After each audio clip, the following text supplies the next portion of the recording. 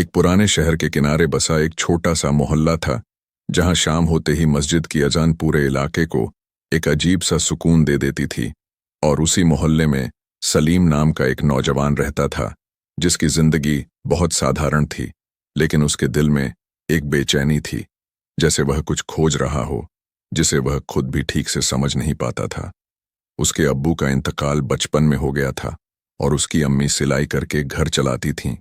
अक्सर रात देर तक वह चुपचाप बैठा उन्हें काम करते देखता और सोचता कि आखिर कब उसकी मेहनत रंग लाएगी और वह अपनी अम्मी को आराम दे पाएगा।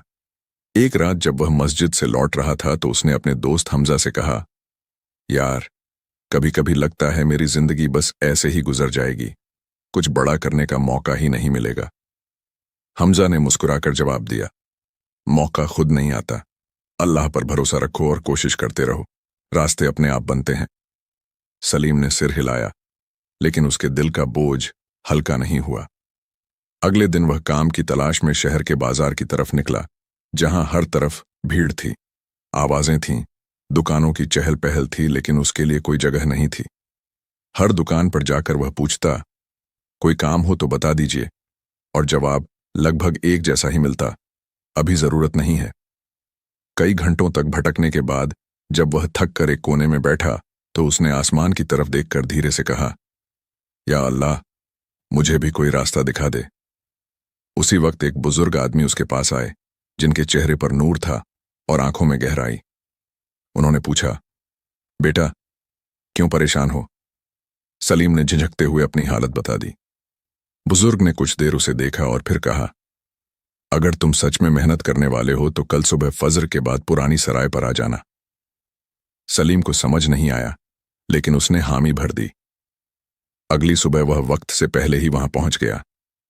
सराय बहुत पुरानी थी, दीवारें टूटी हुई थीं, लेकिन अंदर कुछ लोग काम कर रहे थे। वही बुजुर्ग वहां मौजूद थे। उन्होंने कहा, यह जगह हम फिर से बना रहे हैं, यहां मुसाफिरों के लिए ठहरने की व्यवस्था होगी, क्या तुम मदद करोगे? सलीम ने बिना सोचे कहा, जी, मैं पूरी मेहनत करूंगा। दिन गुजरने लगे और सलीम पूरी लगन से काम करता रहा। वह सिर्फ मजदूरी नहीं कर रहा था, बल्कि हर काम में दिल लगा रहा था। एक दिन उसने देखा कि एक मजदूर चुपके से कुछ सामान अपने घर ले जा रहा है। सलीम कुछ पल के लिए चुप रहा, फिर उसने उससे कहा, भाई, यह सही नहीं है, यह अमानत है। वह आदमी नाराज होकर बोला, तुम अपना काम करो, मुझे मत सिखाओ। सलीम ने फिर भी नरमी से कहा, अल्लाह सब देख रहा है। शाम को उसने यह बात बुजुर्ग को बताई। उन्होंने गहरी सांस ली और कहा, बेटा, सच्चाई का रास्ता आसान नहीं होता, लेकिन जो इस पर चलता है, अल्लाह उसके लिए दरवाजे खोल देता है। सलीम ने महसूस किया कि यह सिर्फ काम नहीं, बल्कि एक इम्तिहान है। कुछ हफ्तों बाद सराय तैयार हो गई और धीरे धीरे वहां मुसाफिर आने लगे। एक दिन एक अमीर व्यापारी वहां ठहरा। उसने सलीम को काम करते देखा और पूछा, तुम यहां कब से काम कर रहे हो?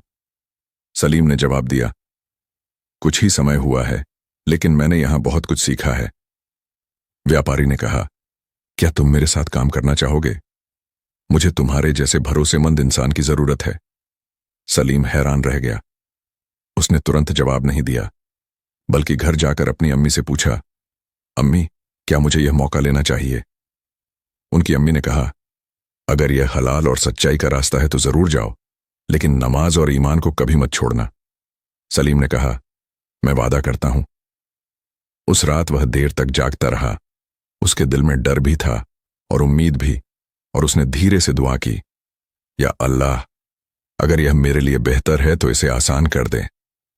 और उसी दुआ के साथ जैसे उसके दिल को सुकून मिला और उसे लगा कि उसकी जिंदगी एक नए मोड़ पर आ रही है, जहां से एक लंबा सफर शुरू होगा, जिसमें उसे दौलत से ज्यादा ईमान, कामयाबी से ज्यादा सब्र और दुनिया से ज्यादा आखिरत को समझना होगा। और यही समझ धीरे धीरे उसे उन रास्तों तक ले जाएगी जहां हर कदम पर एक नई कहानी उसका इंतजार कर रही होगी, और वह खुद भी नहीं जान पाएगा कि कब एक छोटा सा फैसला उसकी पूरी जिंदगी को बदल देगा और कब वह एक ऐसे मुकाम पर पहुंच जाएगा जहां लोग उससे सीखने लगेंगे।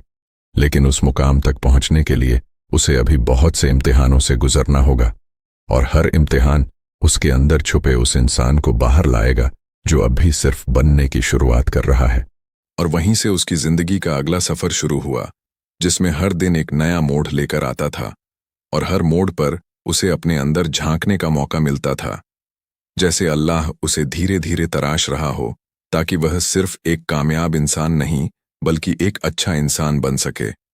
अगली सुबह सलीम ने फैसला कर लिया और वह उस व्यापारी के पास पहुंचा। उसने आदाब करते हुए कहा, अगर आप मुझे मौका देंगे तो मैं पूरी ईमानदारी से काम करूंगा।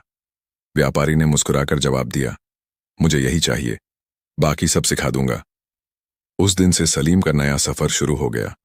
शहर बड़ा था, लोग नए थे और जिम्मेदारियां भी पहले से ज्यादा थीं। शुरुआत में उसे छोटे छोटे काम दिए गए, सामान का हिसाब रखना, ग्राहकों से बात करना और कभी कभी माल की निगरानी करना। लेकिन वह हर काम को ऐसे करता जैसे वही उसका सबसे बड़ा काम हो। एक दिन व्यापारी ने उसे बुलाकर कहा, सलीम, तुम पर भरोसा किया जा सकता है, अब तुम यह सौदा लेकर दूसरे शहर जाओ। सलीम के दिल में हल्की घबराहट आई। उसने धीरे से पूछा, क्या मैं यह जिम्मेदारी निभा पाऊंगा? व्यापारी ने कहा, अगर तुम खुद पर शक करोगे तो नहीं, लेकिन अगर अल्लाह पर भरोसा रखोगे तो जरूर। सफर लंबा था। रास्ते में उसे कई लोग मिले, कुछ नेक और कुछ चालाक। एक रात वह एक सराय में रुका जहां कुछ लोग आपस में धीमी आवाज में बात कर रहे थे। उनमें से एक ने सलीम को देखकर कहा, तुम व्यापारी लगते हो, क्या ले जा रहे हो? सलीम ने सादगी से कहा, बस कुछ सामान है। उनकी निगाहें कुछ अलग ही इरादा दिखा रही थीं। सलीम समझ गया कि मामला ठीक नहीं है। वह चुपचाप अपने कमरे में गया और दरवाजा बंद कर लिया। उसके दिल की धड़कन तेज हो गई। उसने हाथ उठाकर दुआ की, या अल्लाह, मुझे हर बुराई से बचा ले। रात के किसी पहर दरवाजे पर हल्की सी आहट हुई। किसी ने धीरे से कुंडी खोलने की कोशिश की। सलीम की आंख खुल गई। उसने तुरंत आवाज लगाई, कौन है? बाहर से कोई जवाब नहीं आया, लेकिन कदमों की आहट दूर चली गई। वह सारी रात जागता रहा। सुबह होते ही उसने वहां से निकलने का फैसला किया।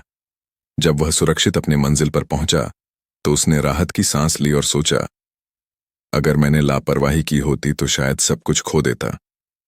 कुछ दिनों बाद जब वह वापस लौटा और व्यापारी को सारी बात बताई तो व्यापारी ने कहा, यह दुनिया इम्तिहानों से भरी है, लेकिन जो इंसान हर हाल में अल्लाह को याद रखता है वह बच जाता है।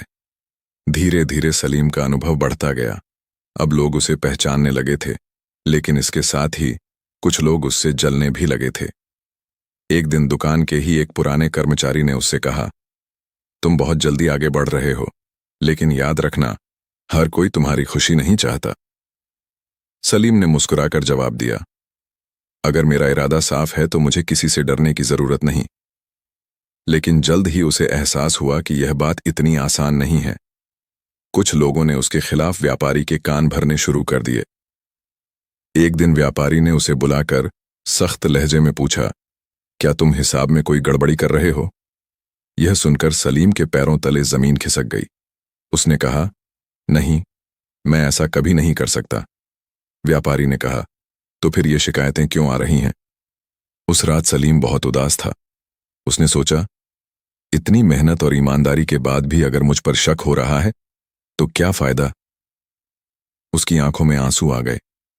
लेकिन फिर उसे अपनी अम्मी की बात याद आई, सच्चाई देर से ही सही, लेकिन सामने जरूर आती है। अगले दिन उसने खुद आगे बढ़कर सारे हिसाब किताब की जांच करवाई।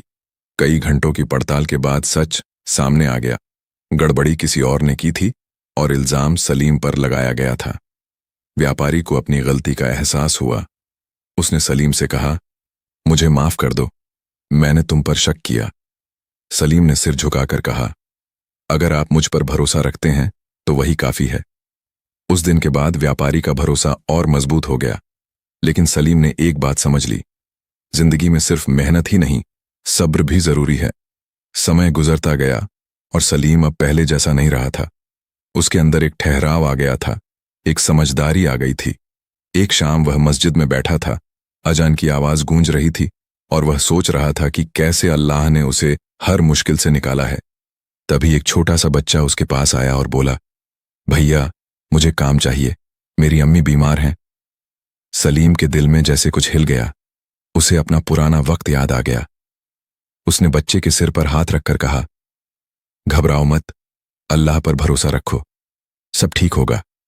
और उसी पल उसे महसूस हुआ कि उसकी जिंदगी का असली मकसद सिर्फ खुद आगे बढ़ना नहीं, बल्कि दूसरों के लिए सहारा बनना है। और वहीं से उसकी जिंदगी का अगला सफर शुरू हुआ, जिसमें हर दिन एक नया मोड़ लेकर आता था और हर मोड़ पर उसे अपने अंदर झांकने का मौका मिलता था, जैसे अल्लाह उसे धीरे धीरे तराश रहा हो, ताकि वह सिर्फ एक कामयाब इंसान नहीं बल्कि एक अच्छा इंसान बन सके।